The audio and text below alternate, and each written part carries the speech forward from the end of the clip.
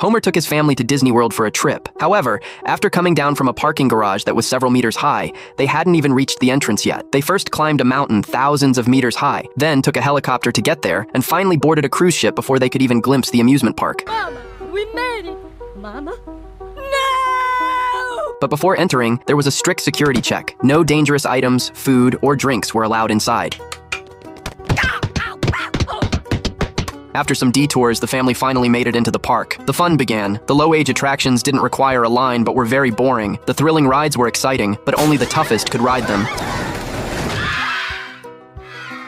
Ooh, I don't like the M sounds on that. 6 hours passed, and the coolest thing the family had done was stand in the cool zone. At this moment, Bart accidentally discovered a death rocket ship attraction. The family boldly entered and waited for takeoff, but the next second, the entire building transformed. A U-shaped spaceship suddenly soared into the air. When they looked up, they realized they had already left Earth and entered space. Just then, two monsters appeared out of nowhere. They told the family not to be scared, it was just a kidnapping. They also told them that whatever they wanted to eat, they could just say it, and it would appear. Homer shouted, "Chips!" And sure enough, countless bags of chips floated toward them. Inside the spaceship,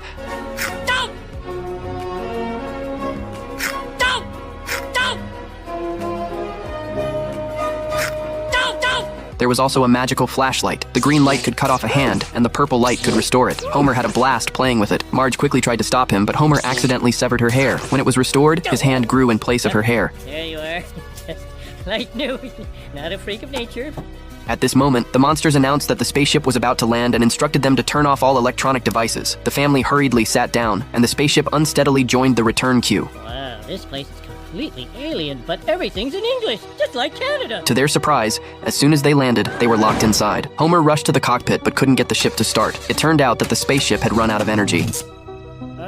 At this point, one of the monsters took out some pills and said that if they took them, they would be able to breathe the air. Soon, the family was taken to a hall. Here, they could witness the end of their species. Every new life appeared just seconds after the previous one was born, until they could no longer reproduce. They also witnessed how their lives ended. The dead were thrown into a river formed by their own saliva. Why are you sharing all this with us? Because we want you to fully appreciate the planet that you will never leave.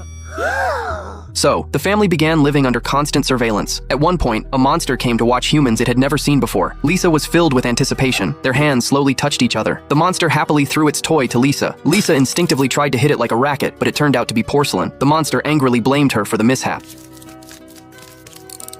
That evening, a senior human expert entered. He began teaching the Simpson family about racial knowledge. The final ritual in their lives was to eat one of their own. But we'll let you have the fun of picking which one. Marge suggested that they could vote to decide. Everyone wrote down their choices, and when Homer collected the votes, he realized all the names were his. Maggie, though unable to write, drew a very clear picture.